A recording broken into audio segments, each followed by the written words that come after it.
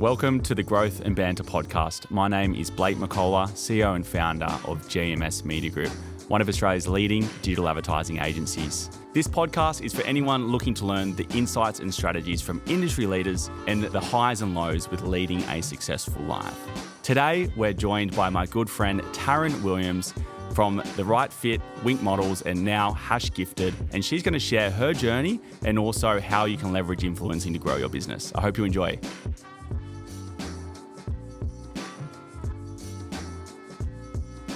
Welcome, Taryn. Thank you so much for having me. It's good to be here. Yes, likewise. Thanks for taking time out of your busy schedule.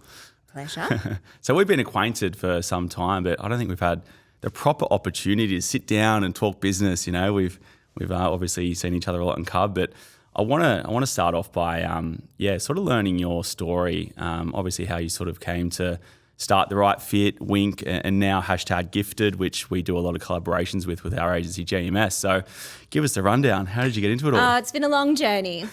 So I started in the industry myself as a model when I was like 15, and I could just see so many inefficiencies and inequalities in the industry. There was agents and talent had a pretty negative relationship, and there was a lot of the common things that you sort of think of when you think of the modelling industry were sadly true at that time. And more importantly for me at the time, it took about 90 days for models to get paid from when they did a job, which just seemed insane to me. Like, it doesn't happen in any other industry, right? No. It would be that the model got paid once the agency got paid, the talent agency, and the agency got paid once the client had been paid by the advertising agency. So there's three parties. So the flow-on impact of that meant that models were waiting, which just doesn't happen. Like, if you're a courier that works for a courier company, it doesn't matter if the end client hasn't paid their bills, you still get paid. So I thought, I'm going to start my own agency. Blissful naivety of youth, I was 21, so I thought, I can start a business.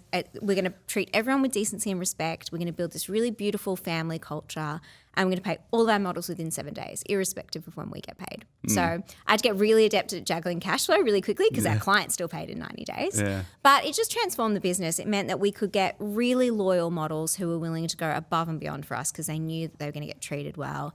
And our clients really appreciated what we were doing. They wanted to have a really healthy relationship with an agency and to feel like we were an extension of their team. So that business is 17 years old now. Wow. So quite the wild ride. Yeah. About 650 models Australia-wide. Okay. Yeah. And then The Right Fit came out of building an in-house platform for that business, because we had probably, about 10 years ago, we probably had 400 models, and everything was being done by texting the model, hey, you've got a casting this afternoon, 3:00, them texting back, yep, great, emailing out call sheets. Anytime a booker left the agency, we lost all of the information that was held in their heads. So, past history with clients, all of those things. And there was so much opportunity for human error. Like, you miss a text message, it wasn't going to happen. So I thought, okay, maybe I can find like an off-the-shelf software that manages onboarding our models, keeping all of their personal details up to date, checking availability and scheduling them on shifts, and then booking them and managing invoicing to clients and paying the talent. So productizing it a little bit. Yeah. Streamlining the whole process end to end. And unfortunately, there was nothing available off the shelf. So again, I was like, that's fine. I'll just build something. I never built Just build something. It's not that hard, is it? It's just going to be super simple. So I went and got 3 competitive quotes from digital agencies. This is 10, 11 years ago. And I was like, this is what I need to build, and they were like, okay. I ended up picking a company that had built a fly-in, fly-out miner software. So it's scheduled like, do they have a 16-wheeler license and they can go to this shift in Toowoomba? And I was like, it's kind of what I need. It's very similar, right? Except do you have a size 9 shoe and blonde hair? So engaged them to do the build, and they just saw me coming, right? I was like, what if I added this feature and we could have that, and I could have like, can we filter by who's got a manual driver's license and who has this kind of a passport and this? Anyway, I just added so many features. I had no idea about building an MVP, and it went from probably being, I think the original quote was about 3 months, $90,000 to like $450,000, Wow. 18-month build. Wow. And as you know from building a website or anything like a tech product, once you're in, you're in. Yeah. Like, once you've started, you can't like, oh my God, I've just got to see this through to the bitter Yeah, you can't just throw 100 grand and go, nah, forget I'll it. just leave it there, yeah. So I was like, okay, I've got to get this done. So finished the build, and it actually transformed the business. Like, whilst it was a super painful experience, at the end we could scale to 650 models without adding any additional headcount. We kept all of that data, and we could easily look back at 2, 3, 4 years worth of jobs and go, okay, this client prefers this type of talent, this is their sort of average repeat rates, all of those things were now in a system. And it was amazing. And at the end I was like, why didn't I build this as a marketplace? Because it was just as Freelancer had come onto the scene, and I was like, instead of building a system where clients still had to call us or email us and then we put it into the fancy system and sent it out, I was like, I should have just built this that clients could do that part themselves. Yeah, so you were internally doing it to streamline your operations, and then you thought, okay, let's do this externally. Yeah. So this time I knew a little bit more about how to approach a tech problem. So I went and saw a bunch of clients and talent and said, look, if I built something like this, did all the user research, put some wireframes in front of them, said the rough idea, this is how it would look, would you use it, or do you really need an agency to manage these parts for you? Like, how much do you value that relationship? Or if I could build something that was sort of cheaper, faster, direct, would you use it? And they're like, yes, I would. So went and built an MVP this time, quick and dirty in WordPress, spun something up, and it was very much like the do things that don't scale. Like, it was basically a form that you filled out. We then contacted the talent in the background. Hey, so it had photographers, models, actors, influencers, stylists, like anything that you would need for a creative campaign. We would then go and say, okay, who's available? Magically present them to the client so they think it looks like a marketplace. And once we had a proof of concept that they would actually use it, that's when we went and built the whole product. So that was the right fit for my next business. Okay, excellent. And #Gifted is sort of your new baby. It is. And it's funny how, the world of modelling and influencing, promoting products has evolved and changed over the years so much. And you've really been at the frontier, I feel, in the industry. I think like productizing something that is quite manual in an industry is very difficult. Like we have that same problem with our agency, and we were talking about systems before about how important it is to have a system internally, let alone externally for your customers. But talk us through Gifted and sort of what the whole process around, getting companies to gift products to influencers and models in order to then showcase that versus the ordinary way of, I guess, just paying a model to showcase their product. Yeah, so I think I was seeing the industry really change and adapt, where clients had originally wanted sort of top tier influencers, very high followings, pay to play, and consumers were getting really savvy to that. And there was this sort of shift towards micro and nano influencers who had highly engaged, very niche audiences in a specific kind of field, a vegan influencer or, a mummy influencer on the northern beaches. And a lot of the times these influencers didn't require payment. They didn't have audiences of that size. And there was also on the other side, brands had amazing products and services or experiences to give away. And they just wanted authentic people who genuinely wanted those things instead of, paying an influencer where maybe it doesn't feel super authentic to their feed. It's not something that they really genuinely want, but hey, it's paid. It's a face level transaction. Exactly. And so I'd seen this sort of change happening when I was still at the right fit, and I thought, okay, maybe I could just build a really simple platform where brands can list what it is that they're willing to gift. So, services, hotel stays, restaurant visits, obviously clothing, makeup, all of those kind of things. And influencers who genuinely wanted to receive those products because maybe they already use that brand in their day-to-day life, or it's something they want to try, can swipe yes or no in an app-style functionality. So like a dating app, they can go, yes, I'm keen to receive it, or no, I don't. And then when the two parties match, the brand can just go through, pick the people that they want, products get sent out, and then when they post about the product, we capture all the content for them so they can then amplify it and whatever. So the idea was that there's so much power in user-generated content and these micro and nano influencers who have really engaged audiences, who are really authentic, and changing away from that, what can feel really contrived about, the things that people feel are cringe about influencers, changing that to being these really organic transactions where people are authentically talking about a product or service. They actually care about it. Exactly. And I always say to brands, it's not always like, this was amazing, 5-star experience. I absolutely it was like, hey, look, I don't love the packaging that it came in. It was a bit messy on my hands, but I actually really loved this and this and this about it. And, that's really powerful. That's the kind of content that as a consumer you go, I actually do want to try that. It feels really organic. It feels like it's really talking, this is a human being telling me their genuine experience of that product or service, not someone being paid to promote something. It's the old saying goes, right? If it's too good to be true, it sometimes is. So it's like if you're painting a picture that's something so perfect and great, you almost don't believe it. And totally. I guess I've seen the industry evolve, from influencing, advertising, marketing, whatever you call it, definitely from like a customer sophistication level, right? And I feel like that's what's happening is that, we used to get influence from a post. Yeah. And someone just showcasing the product, and we're like, wow, okay, if she's doing it, if she's Yeah, using it or he's using it, I'm buying that right now. Yeah. Whereas people are like, oh no, that's an ad, that's a post. People are naturally, so the consumer behavior is becoming more smart online. Yeah. So do you how big of an impact do you feel that's been, from going from just a post all the way through to videos and having to actually consume or use that product or service? Oh, I feel for brands now because they do need to be so much more sophisticated. Yeah, the idea of just paying one influencer to do one post and that it would sell out of product, it just does not happen anymore.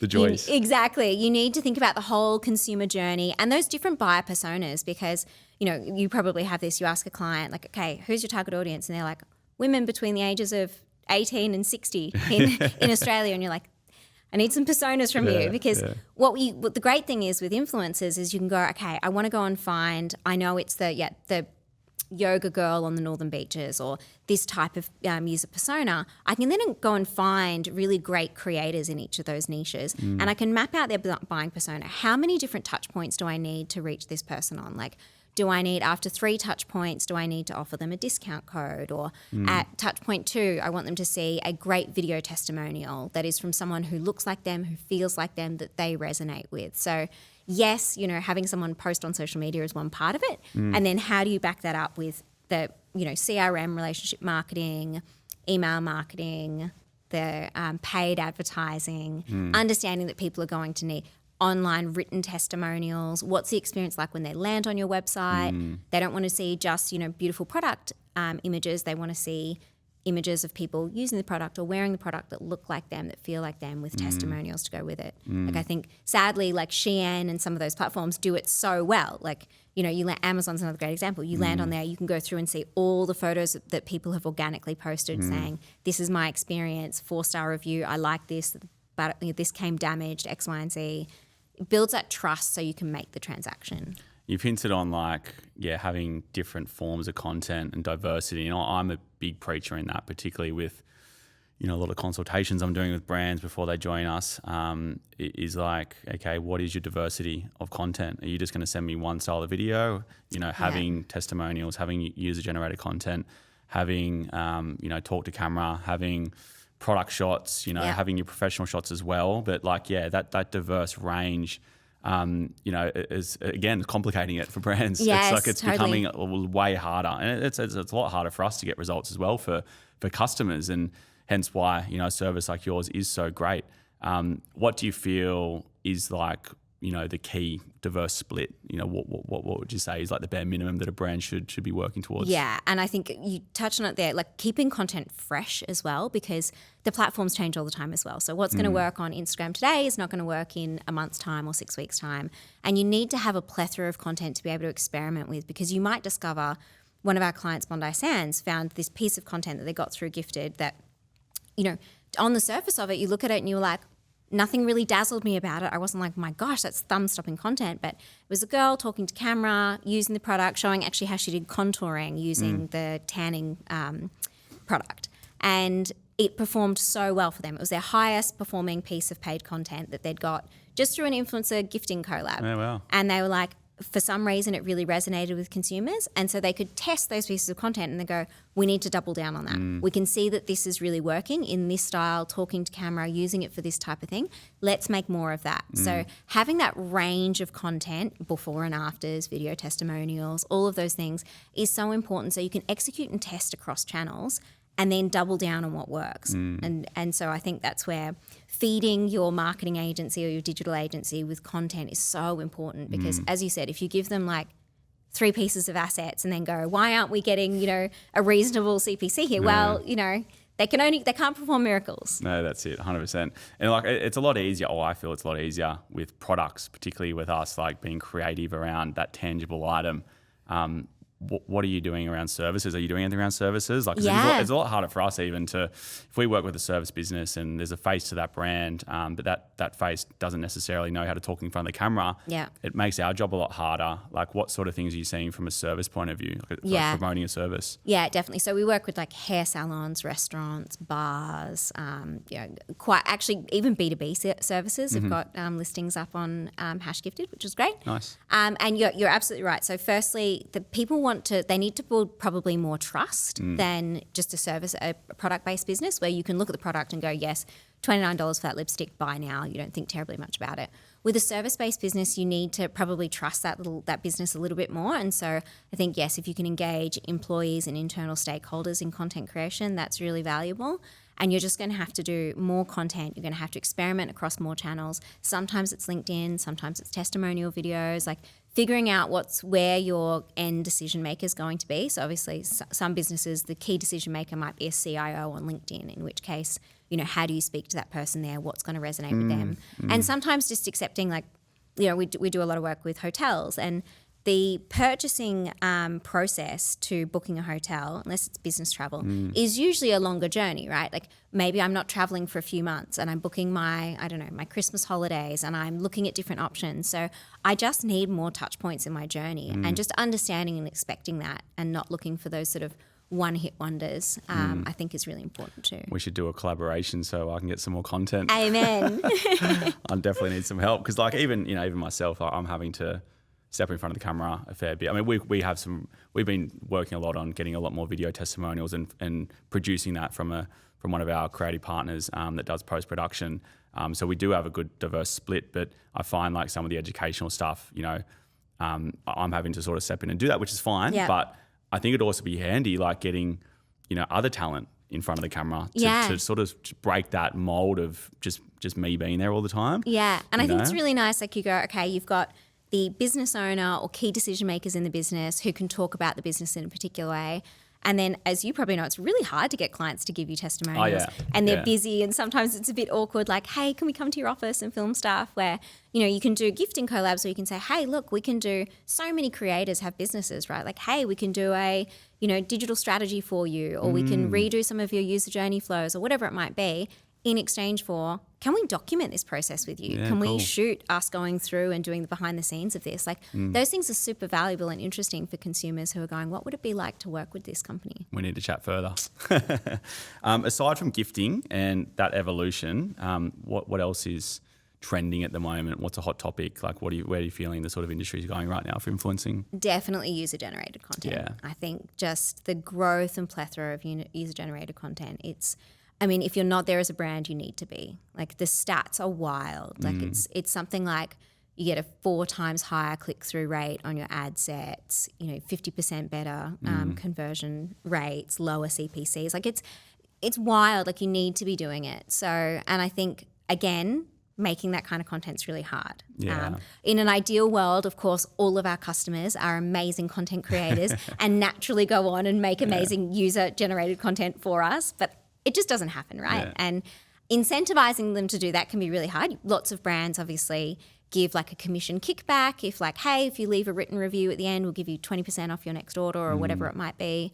And definitely one of the things you should be doing is looking in your audience base of customers that are already promoting you on social media or leaving you great reviews, and how can you build more of a rapport with them. But being able to do that at scale with the different sort of platforms that you want to be able to execute on. So YouTube Shorts are really powerful now, obviously TikTok, Instagram, all of the different platforms, and then all of the niches within that. I think we're just seeing brands have such amazing results with that. Yeah, how good. It's funny because like the amount of money that an influencer or even a celebrity would get paid for a post back in the day, like what's the most that you've seen on a post back in the day? In Australia, just under $100,000. Yeah, wow. Yeah. Like, does that happen anymore? Pretty rare.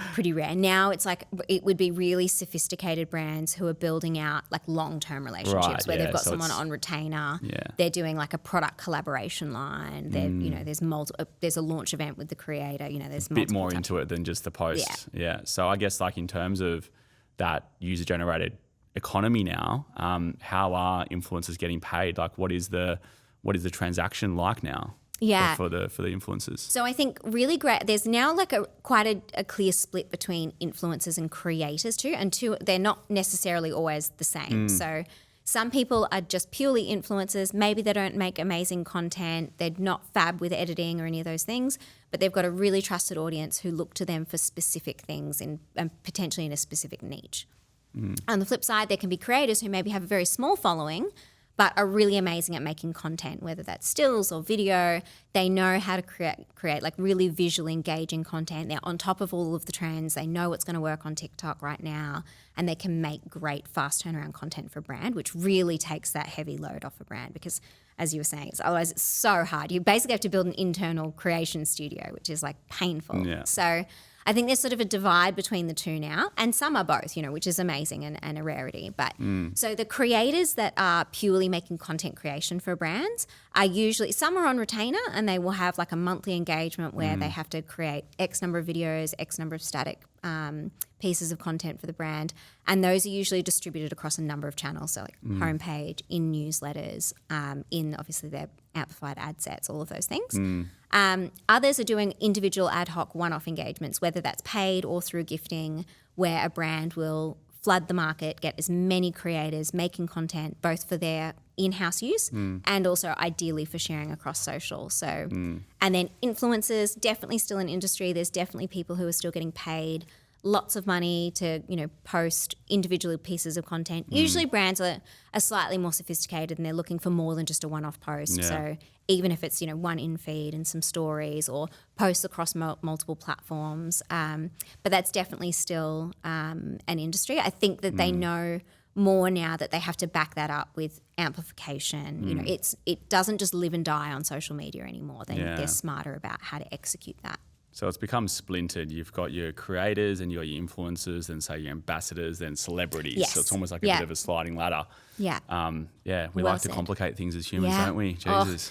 I know. I feel for marketers having to adapt every day and AI and new platforms. So much harder. It is so much harder. I mean, like it also enables us to learn more and upskill, and therefore, we're plugged into lots of different things, but it's a lot tougher. Yeah. 100% it is. 100%. And I think this is why, you have to have, it's really important, I think, to have a great resource internally who can, build the relationship with your agency. But you have to have great agencies that you trust because there's just no way as an in-house marketer that you can stay on top of all of these things and know what works across all these platforms. We dead set, like wind the clock back 10 years ago, it was just literally stock imagery through Meta's library. Yeah. And there was Set and forget. There was no need for us to have any other resources outside of just being able to place ads well, because the ad platform was quite juvenile still. You could sort of re-engineer the algorithm, and that was the whole trade, was to how good are you placing media, because it was hard.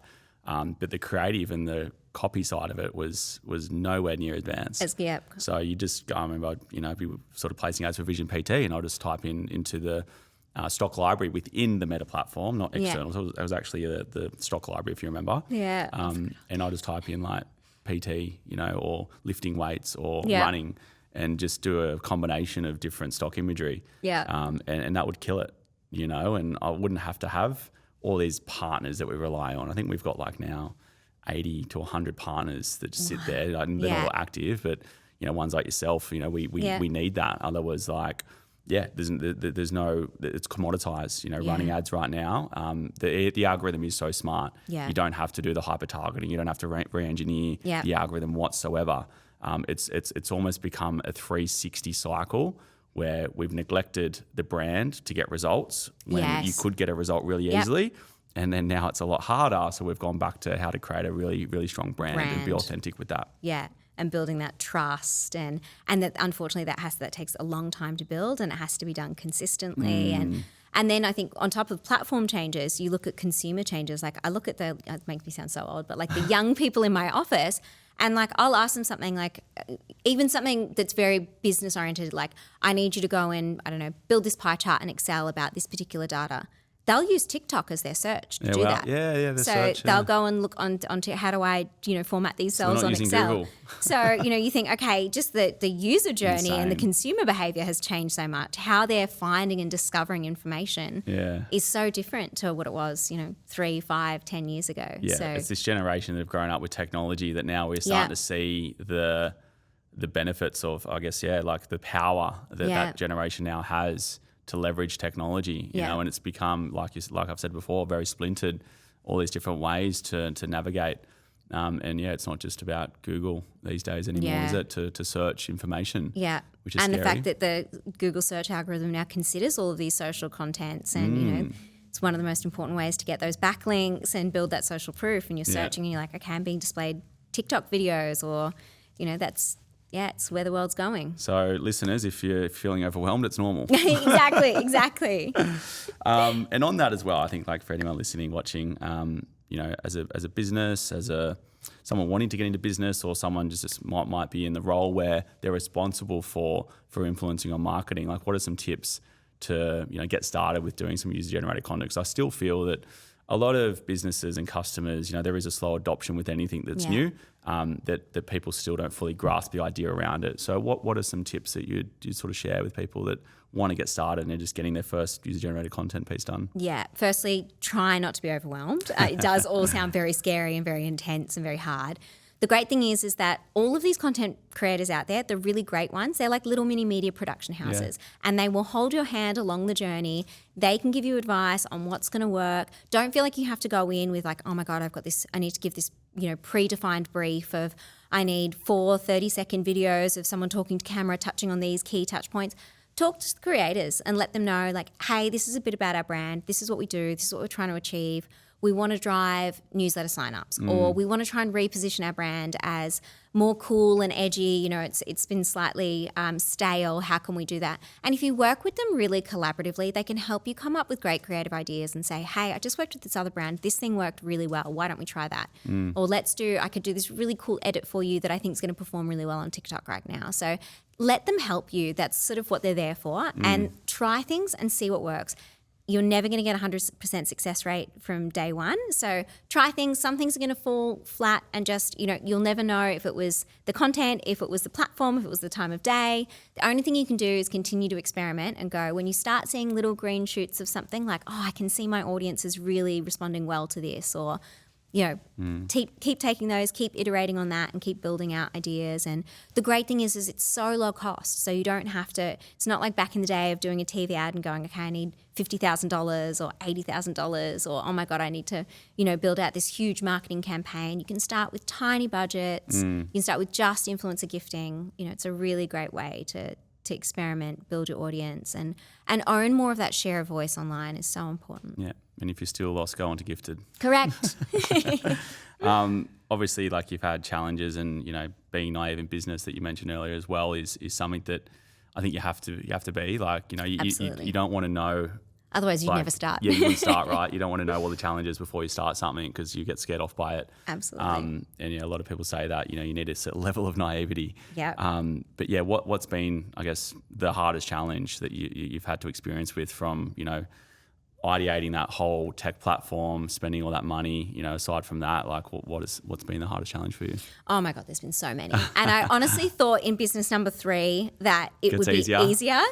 It's, in some ways, you're more aware of what the challenges are going to be, and you've got better contacts and you sort of know what to look out for. And, you know, I'd pick, you know, HubSpot over this, or I'd use this tool for that, or this is what I need my engineering team sort of make up to look like. Yeah. But you're still essentially birthing something out of nothing. Like, it's still super painful. Yeah. So I don't think it gets, you know, terribly easier. Raising capital is super painful and really hard. It was like, you know, obviously my first rodeo doing that with the right fit, and understanding who the right partners are to bring in, understanding the dilutive effects, you know, understanding what strategic capital can really unlock versus just capital. So trying to make some of those decisions is really hard. And then I think being in any high growth business, building the team and the culture is really hard, because the people that I need today, the marketing manager I hire today is not going to be the marketing manager I need in 6 months' time. You know, the business grows so quickly and we adapt so quickly, we acquire customers so much more quickly. That person either has to be incredibly adaptable and used to working in startups and able to take on more roles and responsibility, or they need to be okay with the fact that when we hit a certain point, we're going to have to bring in a CMO on top of them and they'll still be an invaluable part of the team. And so you go through this period in startups where you need your team to be all in and giving 110%, but also really okay with the uncertainty of what the future is going to be. And that takes a really particular type of person. Yeah, and culture was one thing I wanted to discuss with you as well, because that is like people and finances are typically like the common challenges, over time with business, particularly as you gain more responsibility. The finances and people are two of the hardest things for anyone in business. So what are you doing from a cultural point of view to keep the vibe going? And now in your third business, what are some lessons that you've learned with culture? Yeah. So thankfully, Wink has an amazing culture, and that business has grown year on year, every year, and maintained that culture. And I wish I had an answer for how that happened, but it seems to be like purely by chance. And look, a slightly less complex business, if I'm honest. The right fit was really tough because we had probably 65% onshore staff, 35% offshore, and that makes it really hard. You're in different time zones. We had an office in Singapore, so those things make it really hard to. What you can't see. I'm all for people that want to work remote. I'm probably an office first policy person if I had my way, but what you can't see is if someone's overwhelmed. You can't see if they've got too much on your plate. You can't see if they're having a bad day. Whereas I can look across the room and see if someone's, overwhelmed, if they're stressed, if they're, drowning in what's on for them today, or if they're in a really great mood and they're really, open to a collaborative discussion. You can't tell that when you're not all in the same space. So that's really hard. What I've always tried to do in my companies is give people like real honest transparency to the overarching goals of the business. So KPIs, North Star metrics and all of those things, but also like full P&L transparency. So in my businesses, they all have that. So there's no point in me telling them, we need to hit this goal over here and then being like, great, well, let's hire 8 more salespeople and 15 more engineers, like Godspeed. I'm like, cool, here's exactly what we have to work with. We've got 9 months runway left, or, this is our current burn, or, we want to, Gifted's cash flow positive. So I'm like, if I want to maintain cash flow positivity, we need to grow to be able to grow the OPEX. And particularly with investment, right? Yeah. So, making those decisions. So I decided, okay, if I give my team visibility and transparency to those things, I got a bunch of smart people around the room who my staff will have equity in Gifted as well. So, okay, they've got equity. They want to see the business succeed. And ideally I hired them because they're much better at one particular part of the business than me. Whether they're brilliant engineers or probably multiple different parts of the business, but they're brilliant engineers or they're an amazing CFO or whatever it might be. So hopefully they can help me solve those problems, figure it out, looking at the data and going, why don't we try this? So it's really hard, I think, to get culture right. And I wish I had the answers. And I feel like it changes so constantly. You navigate COVID and then, even individual team members, you'll have people going through a divorce or sickness or having, I've got my CTO has just had a new baby. So that sort of getting that juggle right is a really tough part. Yeah, we've, the transparency, I think, is an important one. We do that as well. We do sort of biannual or quarterly sort of catch-ups and quarterly reviews with our team, but at least like a biannual sort of update on the business, and we share everything, figures, growth, profit, whether we're negative or positive profit. So then, they're not just sort of looking at, cool, we've made X revenue. Where's my sort of cut of that? It's like, well, he's like you said, this is where it goes. And the ATO, that comes knocking on your door, that they don't have to deal with those responsibilities. So as a business owner, it is hard to wear those responsibilities, and then have staff sort of, not appreciate that. That's why transparency is so important. To make sure that they know exactly what you're going through, right? Yeah. Like I do a Tuesday sales and marketing meeting, and also a bit of a director's update at the start, so they know exactly what I'm doing. So if I'm not in the office all the time, they know where I am, which is stuff like this, and doing events, and all this other stuff outside the office. Catching up with my advisor. There's a lot of stuff that goes into the business outside of just being there. Yeah. We're starting to do a lot more events. I think being a small business, getting people out of the office and just doing we did a charity event the other day, which was at this sort of charitable farm. So we're sort of picking veggies and stuff like that. Yeah, I love that idea. Really I'm going to steal that. I can't remember the name of it, but I'll share it with you later. But stuff like that's been really cool, and we're going to do a a Pilates group session as well at Body by Good luck Burner. with that. That's tough. Yeah. I need it personally. I'm actually doing my first one tomorrow morning. Good luck. I love that you're like warming up. You're like, I've got to be really good by the time I bring the team here. Like, Pip hammered me on not doing Pilates because she kept telling me to do it because I've got a sore lower back at the moment. It's been giving me grief. So if she's listening, Pip, I'm finally doing it. But yeah, stuff like that, I feel like it doesn't have to be involved just going to the pub and having a drink, right? Totally. Like, there's so many things you can do to inspire your team from an event point of view and get them out of the office. And that's been really good for us. I make sure every month we're doing something and I've got it on the board and they can suggest things as well. Oh, that's a lovely idea. So that's really helping. So, like, is that, what sort of stuff are you guys doing out of the office? And like, what I'd like to know as well, like, what is your office split? Because I think there's still a lot of companies out there or people that think that, you know, a full remote job is okay. But I'm a bit of an old school, wanting to be in the office person. People that say to me, like, I can 100% do my job from home all of the time and I never need to see or speak to anyone. I'm like, why would I not offshore your job to, you know, somewhere where just proved you're redundant, where I'm going to pay people, you know, 1/20th of what I pay you. So true. I don't ever think that that's a good sort of negotiation tactic for people where they're like, no, it's fine. Look, and I think we have people who have to do deep work, like engineering team, whatever, where they need quiet time. They just need to go and get what they need to. Totally fine. Most of our engineers are in the US, so they're not actually any cheaper. They're more expensive. But, you know, they're really, really good at what they do. And so for them, it's, you know, different. Great. Obviously, they're fully remote, but we have daily stand-ups. We have a weekly town hall. They're very much included in, you know, the overarching business strategy, and they know very well what sales and do and marketing and all of those things because that's so important. Face-to-face catch-ups, I always try and get our team together in person once a year. It can be a logistical nightmare. I'm just trying to do, my Wink team have an offshore team as well. Okay. And so I'm bringing them all out to Australia in November because they're such an integral part of our team, and it's, you know, really important to have those face-to-face moments and spend quality time together, go to the beach, you know, all of those things. So I definitely think those help. For our fully remote, like our engineers in the US, we have a channel that's just called Water Cooler. Yeah, cool. And it's those moments that you would normally go and share, you know, while you're standing by the water cooler, where it might be like, oh my God, like, look at this photo of my kid on the weekend. He just won his soccer championships. It's like a banter channel.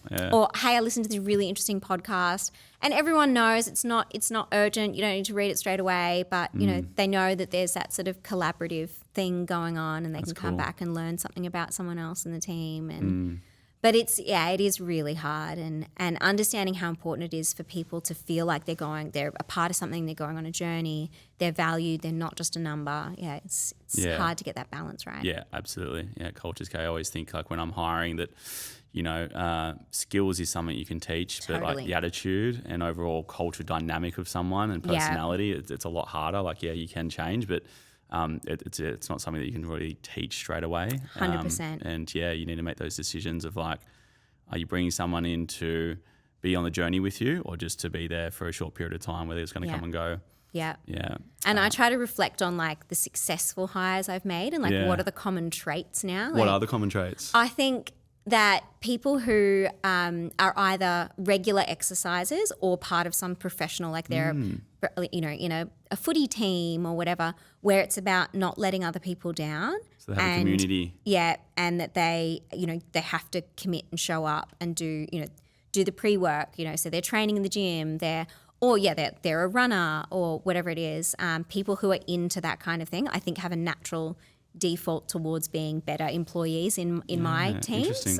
So I think it's probably that, you know, they're self-starters, they're motivated. There's no one there in the morning saying, hey, get up and go for that run. They're like, I want to do this for me. It's important to me to honour commitments to myself. So I think that's probably one that I reflect on, that is what I look for now in hires, where I'm like, what else is on their resume? What do they do? What are they into? That's a good question to ask. Like, what sort of groups or communities are you a part of outside of work? Yeah. You know, and your friends? The other interview question, which I've never used, but someone recommended to me the other day, is what role do you play in your social group? Yeah, wow. Like, are you the mother hen? Are you the, you know, organizer? Are you the...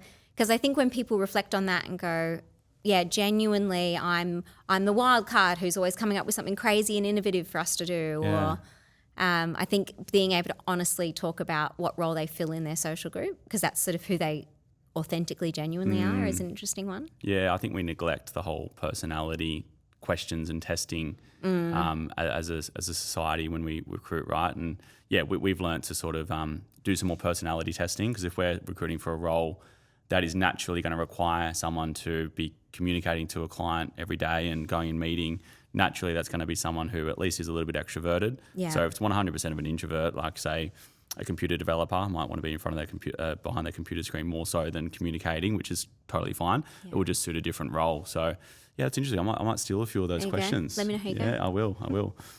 Aside from challenges, which are part and parcel with growing businesses, what's something you're most proud of? Oh, God, that's a good question. I feel like I never have those moments to stop and reflect. And this is something I'm really bad at, is like it's your actually water cooler moment. Yeah, like celebrating the victories. Like you reflect and you go, like, you know, you raise capital and people go, oh my God, that's amazing. You know, you got these people to believe in you and give you all this money and back you. And then you go, yeah, but it's not a good time to celebrate. I got to go and deliver on all that stuff I just said I was going to go and do. So you've just worn way more responsibility. Exactly. And we're already behind because we've been out running this roadshow. There's never a good time. So I think I do find it hard to like take stock and go, wow, you know, look, exiting The Right Fit was an amazing achievement. And I think building something out of nothing, building it to a place where we had 17,000 talent and 11,000 clients by the time I sold that business. So building it, scaling it, exiting it, and, you know, having it go to a new home and be all the things that I wanted it to be was a pretty wild journey and something I definitely didn't, I think, take stock and go, wow, that all really happened. Just threw myself straight back into another startup, you know. No, congrats. That's a good one, because we can easily create things.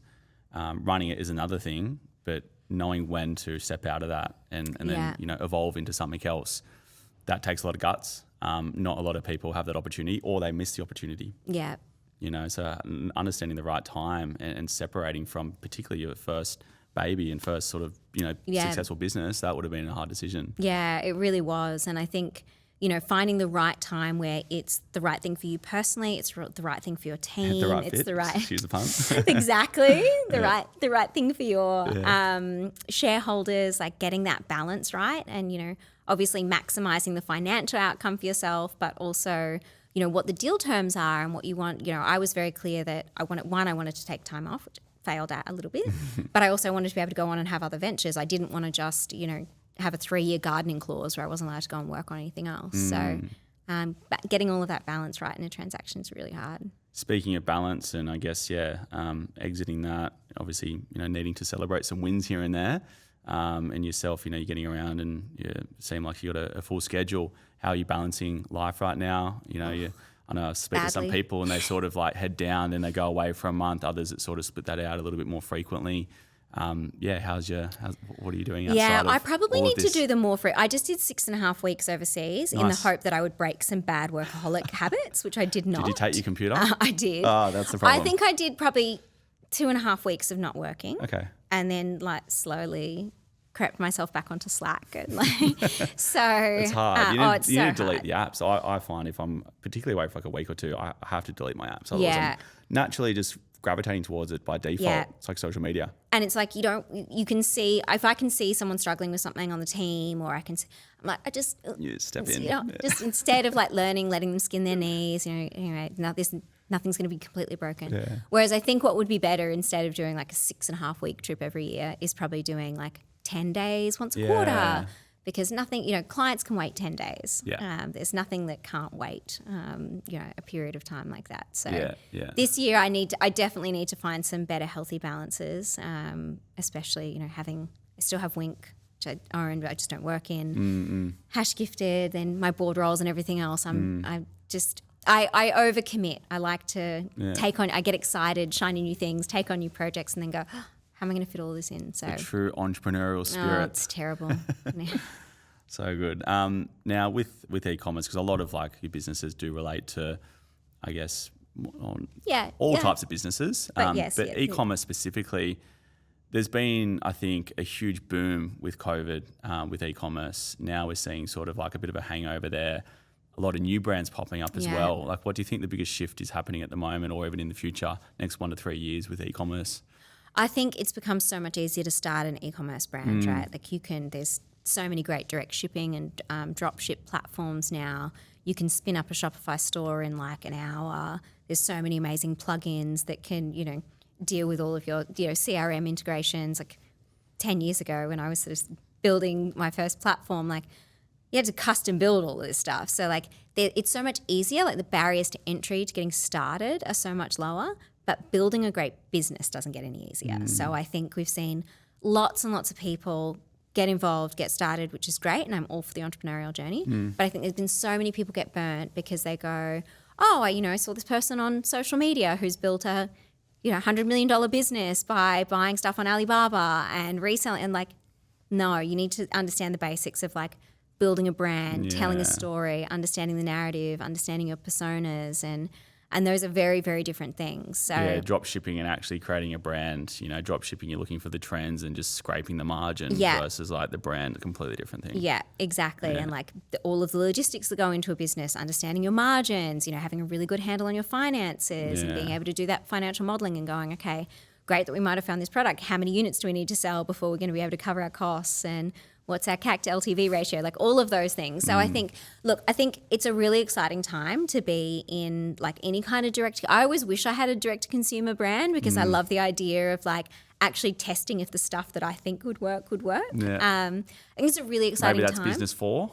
Potentially dabbling in I keep saying no more businesses. But I do think it's a really exciting time because there's so many new, getting access to, international products, developing products is cheaper now too, instead of having to go through, getting access to industrial designers and things like that. That would have been so hard 10 years ago. Now you can get fantastic access to those people pretty easily and build great products. The MOQs for lots of things have come down. So I do think it's a really exciting time, but I do think that there's going to be a lot of businesses that just can't get those unit economics to make sense. And, growth for growth's sake is not always a good thing. You need to be able to get a sustainable business margin on the back of that as well. And money's the lifeblood of any business, right? So Amen. It's you can make it a passion and a hobby, but turning it into something that actually generates revenue and profit is another thing. Especially when you look at the macroeconomic climate. We're still in maybe a recession. Like interest rates don't seem to be going anywhere. I think it was last night that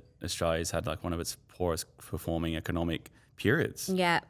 So I was a bit shocked by. I thought we were in the clear. Yeah, no, not looking good. And globally, the McDonald's index, like it's the first time that for 13 consecutive quarters, McDonald's earnings have gone backwards and growth has gone backwards. So, there's some pretty dire trends out there. And so I think, is it the right time to go and spin up a new business and take maybe if you're doing something, really innovative but I think, consumers are really starting to feel the pinch. And even though actually our economy in Australia is quite strong, and, we're seeing good jobs growth and all those things, people feel that the economy is not in a good place. And so discretionary spending is dropping. Like it's a tough time to be out there trying to sell products that are maybe not necessary. Yeah, and there's a lot of saturation. It's hard to be first to market with something. Curveball, if you were to start a D2C brand, what would you do? What are some things you think? I'm really into like health and biohacking and wellness. And so I would love to do something in that space, but obviously they're so tightly regulated. Yes, there's only so much you can do from influencing in that space. Yeah, exactly. So I would love to find something in that space that I could really have a crack at, something that's like really quite innovative and different. But would I do it in Australia where there are such tough regulations? I don't know, but maybe in the US. But there's so many amazing products and services like that in the US that are just like, 10 years ahead of where we are in Australia. That I think make a fundamental difference to like longevity and human health, and that I think are really important. So I'd love to do something in that space, but it's a tough one. Yeah, I think it is still very much an untapped market when it comes to like mental, physical health, like there is a lot of stuff popping up, but how can people get access to it and use it in a way that they don't have to go to a GP? I think that sort of stuff is, the whole GP process is sort of, getting a bit of a shake up as well. Fully. There's a lot of opportunity there. What advice would you give someone looking to start a business today, irrespective of the industry? Yeah, I think be really, really honest with yourself about what you're willing to give up. Because I think a lot of the time people see the exciting, shiny sides of, the $100 million earnings or the buyouts or the capital raises or whatever. They don't see like the absolutely everything else that you have to give up, time with your family, such a killer of most relationships, friendships, your health. It's really something that you have to be really, really honest. Like, are you willing to go all in? Is it the right time for you personally, professionally? I always say there's no shame in being an entrepreneur. Like being within an organization that allows you to be innovative and entrepreneurial within their company, whether that's building out a new product stream or whatever it might be, a business unit. That's awesome. Yeah, 100%. Like you can explore and scratch that itch of being a business owner within an organization. Being an entrepreneur is very sexy for anyone who has not done it. Like once you've done it, you're like, there's nothing cool or sexy about this. It's so a true. Grind. The cumulative hours I would earn more working at McDonald's. You got to really push past that and believe, okay, I can build this though to something that's going to. Yeah, and there's so many opportunities to be entrepreneurial with organizations, particularly in like the tech world, and there's so many business or entrepreneurs building brands that they need someone there to drive it for them. Yeah, which then absolutely. opens up more opportunities. So you don't have to necessarily wear all the risks, but you can run and grow a business and create new businesses within that model in an entrepreneurial way. So 100%, Absolutely. that's good advice. Now, I know that you've probably used a lot of different tech solutions, and it's definitely evolved since your time at The Right Fit, building that up. I'm sure you've used very different technology to what you're using now at Gifted. What is your tech stack? Like, what are some tools recommended like do's and don'ts around like systems and running your business? I mean, absolutely understand the pros and cons of whatever you're going to pick. Like we have a PHP Laravel stack at Gifted, which is actually what we built TRF in as well. Mm-hmm. We use Copper for our sales CRM at Gifted. At TRF, we used HubSpot. Both are very good, slightly different offerings. We used Intercom for customer service at TRF. We use the Jira ticketing support tool, which has a public-facing interface for a help desk at Gifted. So, look, I think the tools have changed so much. All I would say is that deeply understand what you're picking before you pick it, because, like, ripping something out is the most painful experience you ever have to go through. And I'm like, we built the front end of our the Gifted platform, like all the sort of CMS part in Webflow, which was not my decision. And visually, look, it's great and it has some upsides, but I don't know why we didn't just use WordPress. Like access to developers, so much easier in WordPress. So many available open source, tools to be able to use for WordPress, but instead I'm stuck with this Webflow environment, which is painful and clunky, and it is what it is. So, but I think just really understanding things like we use Stripe for our payment gateway. We very closely nearly went with Braintree at the time, and now there's so many. I mean, like Airwallex, Payoneer. There's so many amazing platforms available now that just weren't available when I built TRF. So, Airwallex is an amazing platform, but I'd already built using Stripe, and I was like, having to rip it out and go again, is really hard. So I think just understanding the lay of the land, know what's available to you, and understand that ripping anything out is going to be really painful. You'll probably never end up doing it. So yeah, and I think also don't sit on it. Like we definitely have had the mistake of thinking that we need to get to a certain level before we inject a system, but we realise that we can't get to that level because we don't have a system. Yeah. So there is so many different platforms you can use. I think it's important to bootstrap a business and use those cost-effective solutions. G Suite, for instance, is phenomenal. Love it. You've got your Google Drive, you've got for stories, so you don't need another system to pay. Obviously it can cost the more you put into that. But Google Docs, spreadsheets, Excel, that all sits in that one, as well as your emails. It all sits in that one ecosystem. So that's really handy. Slack for internal comms, which is I've heard that you've used, and that's been fantastic for us as well.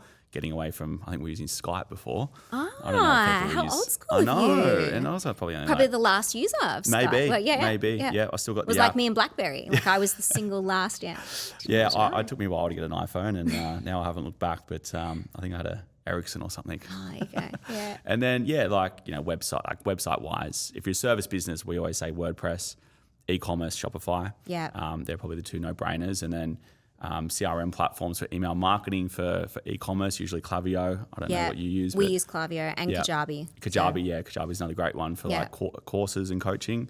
And then we're just migrating over to HubSpot because we found all our systems were disjointed. So having that single source of truth and pulling the trigger, the right time to do that. I think like if it's your first business and you've not done it before, don't go out and buy a flashy system that's going to cost you thousands. Totally. And we've already invested 20 grand in the past 2 months, but we need it. It's absolutely crucial for us to get to that next step. Yeah. It's Loom. I'm obsessed with Loom. Yeah, Loom's fantastic videos too. I record Loom videos all the time because like we all work crazy hours, and sometimes I can't get a meeting with someone, or sometimes I want to give customers feedback. Instead of writing this long diatribe, I can be like, hey, here's a quick Loom video, 3 minutes, done and dusted. So guys, like, rather than writing emails for Loom listeners, everything. Loom, you can record your screen record, and then send it. So then you can actually, it's like doing a recorded Zoom almost without needing to jump on the meeting with the person. And especially in a tech business where you might need to say to someone like, okay, you just need to click here and then you can, so you can do all of that for them. It's really fun. And so many of these are free, right? Or like Loom's free up to a point. We use Asana, that's free up to a point. Yeah, we use Asana too, Copper's like, I don't know, I can't remember, $10. I don't know, it's really cheap. Like a lot of these are either free or really cheap entry-level plans until you get up into any level of complexity. Yeah. So, and I think as we were talking about before, it's just a case of like locking yourself down, watching the tutorial videos, accepting it's going to be really painful for a period of time while you're transitioning over and you're trying to get your team to do things in ways that they haven't done before. But the visibility and transparency so that you can see how your business is operating is like well and truly worth it. Yeah, 100%. So guys, don't get overwhelmed. I think it is an exciting time for businesses for sure. I think like it was probably harder because these tools were a little bit more not as streamlined. I think the tools today are like a lot more like they're easier to use, a little 100%. bit more intuitive.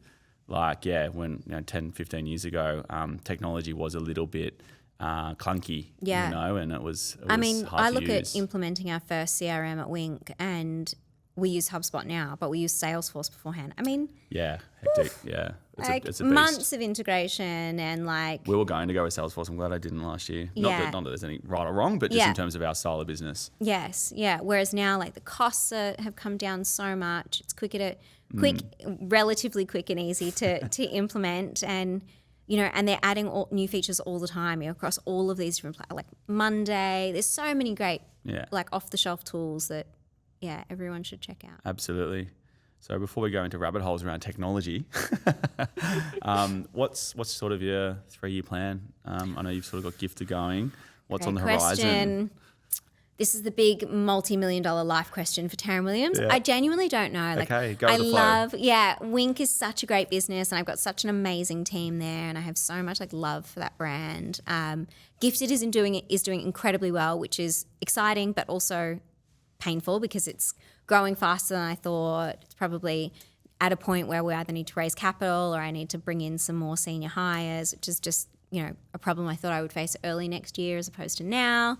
So thinking about how we scale that and launch in the US, and then my time is just spread really thin, and so I need to make some more strategic decisions about what I want to do with.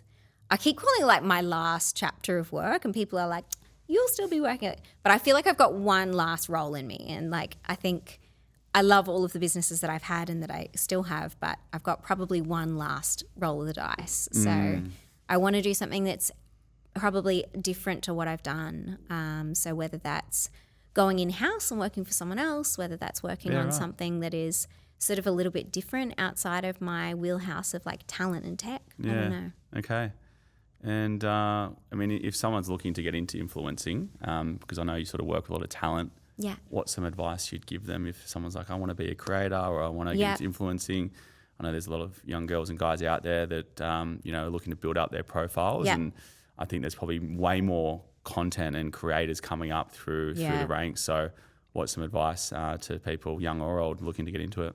And it's hard for them to get cut through. I do feel for them. So I think you've got to be consistent. Like any good job, it's about putting in the hours. It's about treating it seriously. You can't just expect that you're going to blow up overnight. You need to really treat it like a business and go through, okay, what's my content plan? What are my talking points? What's my niche? What am I going to stand for? What do people want to come to my platform? And am I entertaining? Am I educational? Am I like, what is it that I offer? And then getting really used to looking at the data and the insights. So, okay, what does perform well? What doesn't? What do your audience want to lean into? And that doesn't necessarily mean you pivot your strategy to that, but at least you know what's working and what's not. And then, having to show up consistently. You can't just post, come back every couple of days and be like, oh, I haven't replied to any of these comments. Any platform will penalize you if you don't use new features or if you don't use the platform in the way it was designed. So you can't just post and ghost, post something and you need to be engaging, building community. It's called social for a reason, like replying to comments, replying to messages, engaging with others, going and commenting on other people's posts. So all of that is really important. So and what platforms should they be focusing on? I know sort of Facebook's becoming a bit redundant from an organic point of view. Yeah. Do you even bother with that anymore? It's really hard to say because it really depends on sort of where their niche is.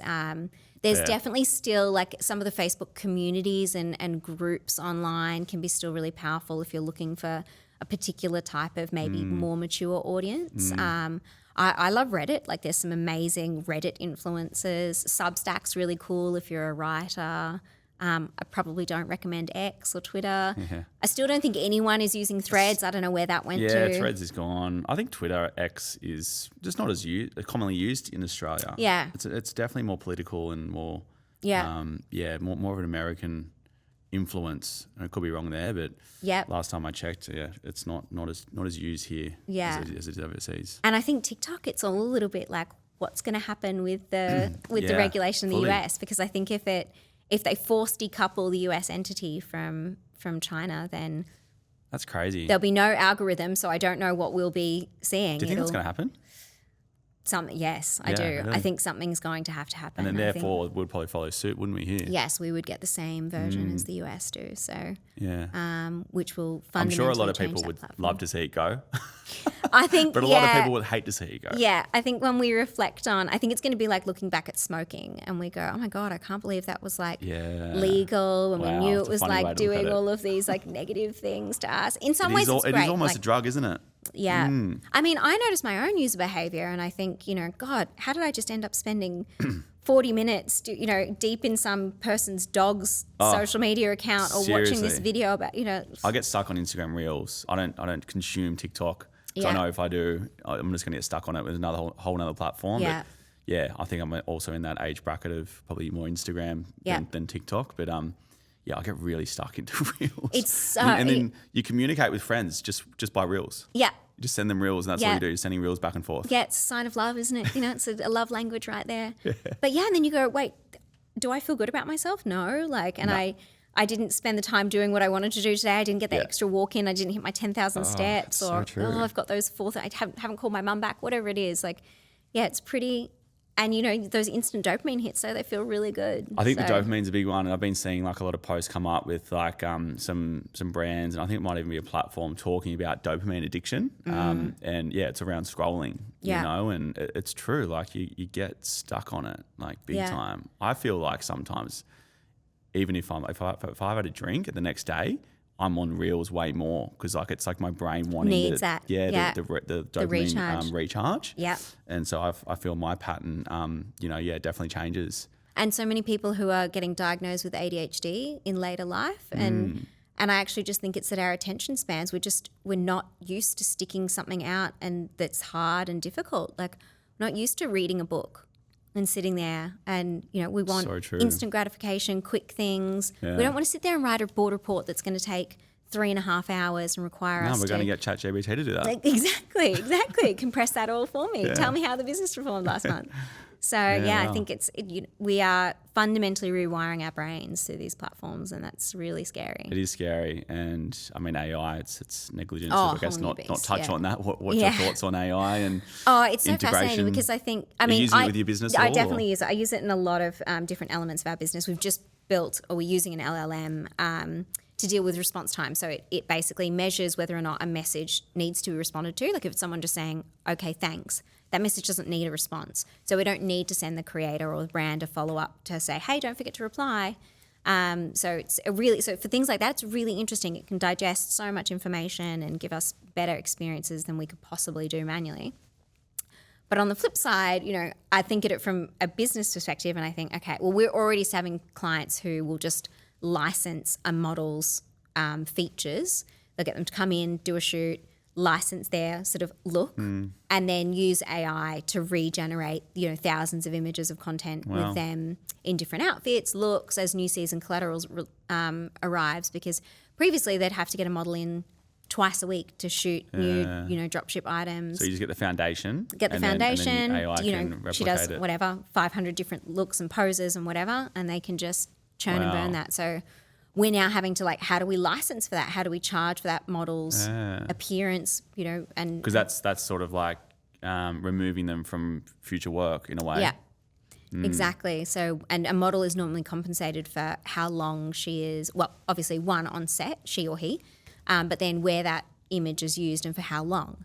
And so if now that's going to be used in perpetuity, how do we charge for that? What does that look like? Yeah. And the fact that, the loss of revenue of her going to set every single week so it's a pretty complex, and then, false content and fake is the number of people I know who will send me something and I'll be like, not real. That's not real, right? And I just think about the generation coming after us. I still remember going and getting my Encarta, CD and putting in the computer and having to look up your references and write your Harvard-style reference checks. Yeah. But if they haven't gone through that and they're just used to believing that what they see on the internet is real and not thinking about reference checking or what's the quality of this source, or even though it might be in a news organisation, how is this organisation skewed? Who are they backed by? How do I trust this piece of information? Is it a reputable source, or does it have a political agenda? Very scary. A lot of confusion. A lot of confusion. I definitely think there needs to be regulation. It's going to get worse before it comes good. Absolutely. And I've heard, some sort of people say that. Even people that have predicted it from 20 years ago, saying that this is going to be, a level of process we have to go through with technology. It's going to get not great, I don't think. Yeah. And we're already seeing it, like you said, what the trust, it's causing such a level of distrust that genuine business brands are probably, losing out on business as a result of people just not trusting to purchase online. Yeah. It's society's so fractured. You look at it is polarized, it's more fractured, splintered. Yeah, we don't know what's real or not. It's a strange world we're living in. It's going to get weirder. Yeah. Time to move to that tiny island and, give it all up, change my name and live off, become a fisher person. I'll join you. Tick. Yeah, slower life. I'm all for it. Amen.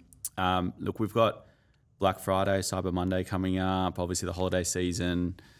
Hate to say that there's only 3-4 months left of the year. Where's this year gone? Every year it's getting quicker as you get older. Yeah, so true. Not fun, but what's some tips coming up to this holiday season? Obviously it's a very busy period for businesses and e-commerce particularly. What would you say for that sort of Black Friday, Cyber Monday and coming up holiday season tips? It sounds really obvious, but start early if you can. Every year I feel like it sneaks up on us and you're like, oh my God, how is this here again? If you can start early, get great banks of content so you're ready to go.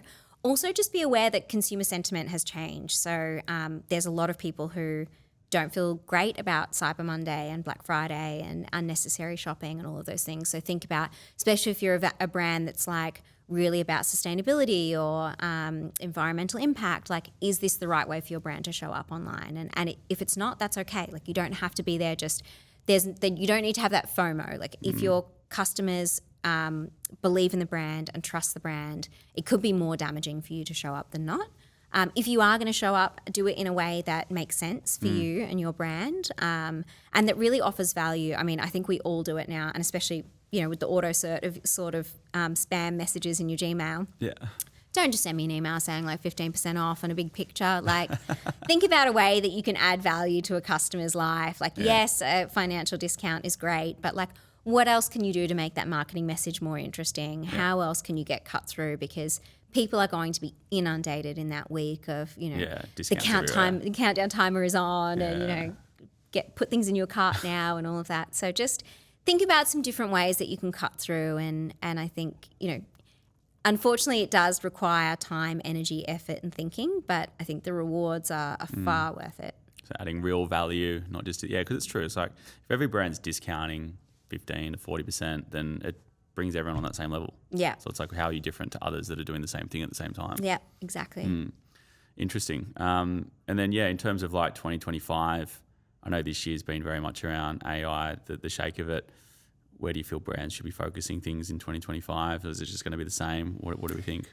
I think the impacts of AI are going to be much more broadly felt next year. So I think, search is going to get more and more tough as brands start to get better at producing volume of written content. I think that Google's going to have a piece to do there around how they get better at that. But I think search is going to become really hard. I think getting cut through on social media is going to become really hard when consumers don't know what is real and what is not. So I think people trust people. And so I think I've been seeing some Fate the Label. There's a few brands that do an amazing job of showing who's behind the brand and what that, and people love that. They trust that. They can see, I like these people. I understand this. I have trust that this is coming from a great factory that, and so I think that those things are really important. So I think if you can start thinking about, does our business have and it doesn't necessarily have to be the founder, but do we have a face, or how do we show up online? How do we tell the story behind the scenes? Behind the scenes is a big one. Yeah, building that,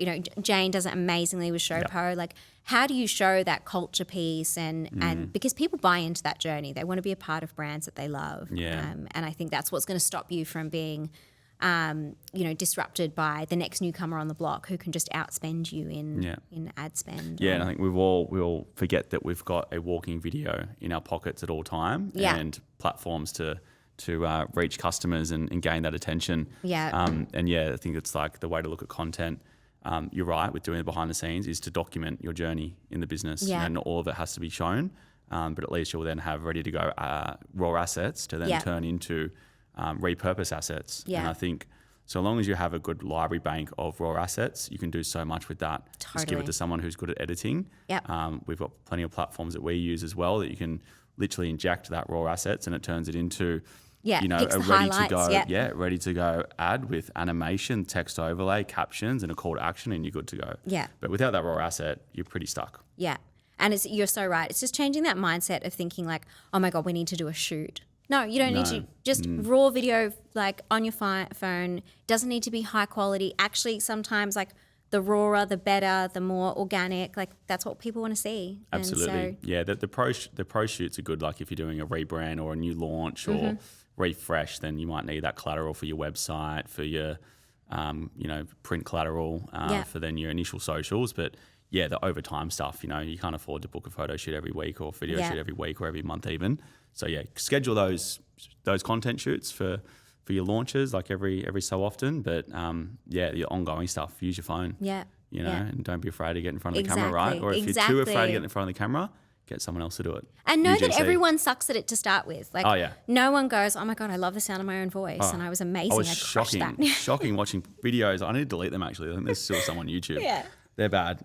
Very robotic. And I think I was even reading off a teleprompter because I didn't, it's just the there. Confidence, you don't have that at the start. But you got to start. You just got to start somewhere because that's the only way to improve is to practice. Yeah. Couldn't agree more. Yeah. Now, I'm sure you've had like a lot of support not only in your businesses but also outside of that. I'm sure with investors, advisors, like who are the people you sort of lean into? You can feel free to do some shout outs. I've had amazing people on my journey. You're so right. And like, I think one of the things I didn't know it at the time that I was really good at was just like putting my hand up and asking for help and being like, I don't know how to do this thing. Can you please give me some advice? And so many of those people ended up becoming mentors, advisors, investors, board members. And I think what I would always do is I would keep in touch with them regularly and I would show the progress that I was making. I didn't have like a formal process for this. It was just, they'd say, oh, you should try this tool or software or blah, blah, blah. Or like, have you read this book? Go do this course. And I'd come back, a month later, I've done this thing, but I'm stuck here. Can I have, and they were like, wow, she listens. She's taking this seriously. She really cares. And that, those people became such a fundamental part of my journey. They advocated for me when I wasn't in the room. They definitely, people who are further along the journey than you can just spot stuff coming that you just cannot see. It's pattern recognition. They've seen it over and over and over again. And so, my board at The Right Fit were phenomenal. Like they really went above and beyond. Our investors, both our strategic and our venture capital partners were phenomenal. Like the number of times people would get in the trenches when, I was like, oh my God, I really need help right now. It was amazing. So I think building that sort of network and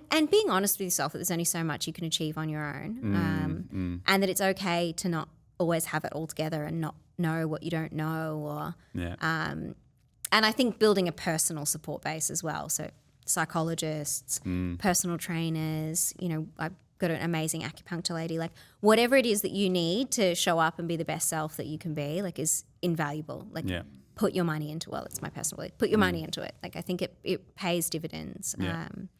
And I also am pretty brutal with like, there's things that I just don't value and I don't spend time on. Like I don't cook my own meals. I don't clean. I don't, you know, I just outsource it because I'm like, the time that it would take me to do those things, I don't enjoy it and I'm not good at it, when I could be spending them in my business or doing going out and getting that extra hour walk or is so much more valuable to me than doing my own grocery shop. So, you know, that cost benefit analysis of just going, how can I outsource all of these things that's awesome. to someone else? Yeah. I think is really valuable. It's eliminating that, you know, having to think too much. It's like even what do you wear every day? You know, it's like I've actually bought a little hanger so I can choose the night before. So I get so confused with what to wear, you know. I'm just like, just put it on and off you go. Yeah.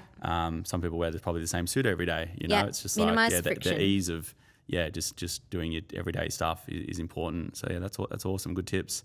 Now, I guess like work and life balance is important. I feel like a lot of entrepreneurs, business owners, business leaders, there's always like a sense of, you know, stuff outside of work, like hobbies and like obviously, you know, cooking's not one of them. Yeah, quite clearly.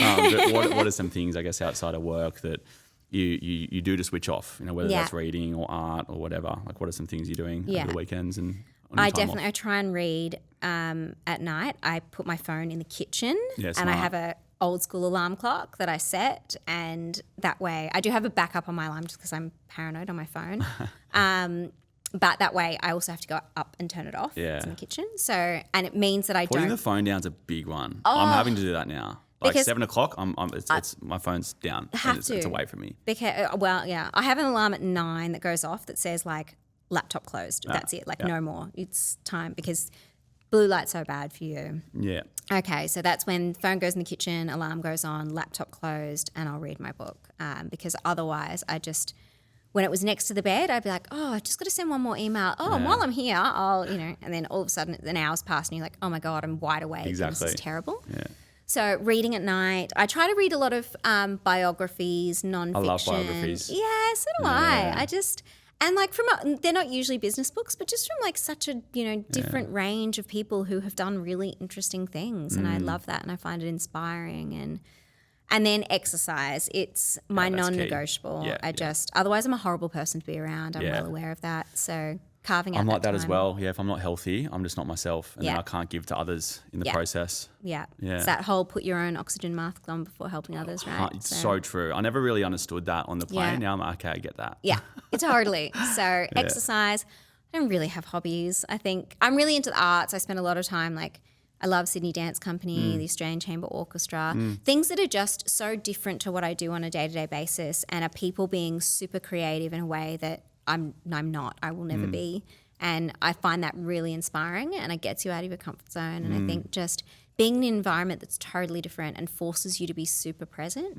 So art gallery is amazing for that. Yeah. I went to the Sydney Contemporary last night actually. Oh, how was it? Yeah, it was great. Yeah, I go every year. So I do a little bit of art. I sort of have spells of... And that's with all my hobbies. I do like, you know, I'll do stuff all the time. Like I'll do one hobby back to back and then I'll just have a break from it. And art's one of those things where I picked it back up after a good 10-year hiatus, probably after school, maybe that long, but quite some time. And then I ended up going to a studio once a week and doing it.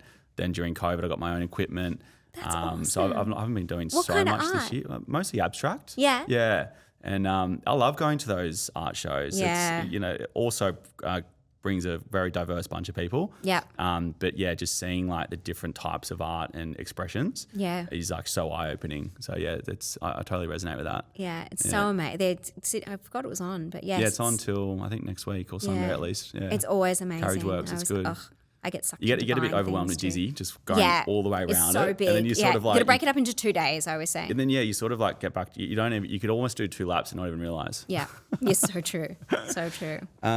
Cool. So before we wrap up, I always like to ask one retrospective question. If you could wind the clock back to your 18-year-old self, what advice would you give yourself? Oh, God. Wow. Okay. You know, probably slow down. I was in such a rush, 18, 19, 20, 21, to start my business, achieve so many things that it seemed so important that I achieved right now. And, I worked super, super hard, which is great, but I think I missed a lot of just the carefree joy that you can have at those ages where you really don't have any responsibility. Yeah. All of a sudden, I had staff, mortgages, and so I think whilst I love the journey that I went on, I think just slow down, enjoy the process, take stock, celebrate the incremental victories as you go, because, running faster and pushing yourself harder is not necessarily going to make that much of a difference, Really being honest with yourself, like working 16 hours a day, is it more effective than working 14? Like, are you really amazing in that last 2 hours? Like, is it really worth missing that friend's birthday? Yeah. Or, I think, yes, at a certain critical point in your career it is, but I think, probably in those early years, having a little bit more patience with myself would have been beneficial. That's great. And one question I want to ask as well before we wrap up, what are some books you recommend? Oh my gosh. Given that we both like biographies. Yes, there's so many great books. I do love the Nike the Shoe Dog one. That was phenomenal. He's fantastic. The Netflix book by Mark Randolph is great. Yeah, The Hard Thing About Hard Things by Ben Horowitz is amazing. Any startup founder needs to read that. What else have I read recently? I read a beautiful poetry book, which I'll have to look up the name. It's You Can Make This Place Beautiful. I can't remember the name of the author, but amazing. I read a really interesting book called Prisoners of Geography, which I'll have to look up the name for you of. It's hard to remember. Which is about this sort of how countries thrive purely based on like their geographic conditions. Having natural mountains to prevent them from attack from this particular side. Cool. Which I'm really into geopolitics. Quite a bit of a broad spread there, but I'll flick you some links as well, so you can put them in the show notes. I appreciate it. Yeah, I need to put the phone down more and read more. Amen. Leave it in the kitchen. Yeah, 100%. Look, it's been a pleasure. Thank you for having me. It's been a delight. I wish we spoke about this a long time ago, I but know. I'm glad we caught up. Yeah, finally. We're well overdue. I know that there's so much that I'm excited by in terms of our partnership with Gifted, and definitely more we can do. So let's chat further about that, and excited to see how the future unfolds for you, and congrats on all your success today. It's been great watching it all. Thank you so much. Thank you, and same goes. Thanks, Taryn.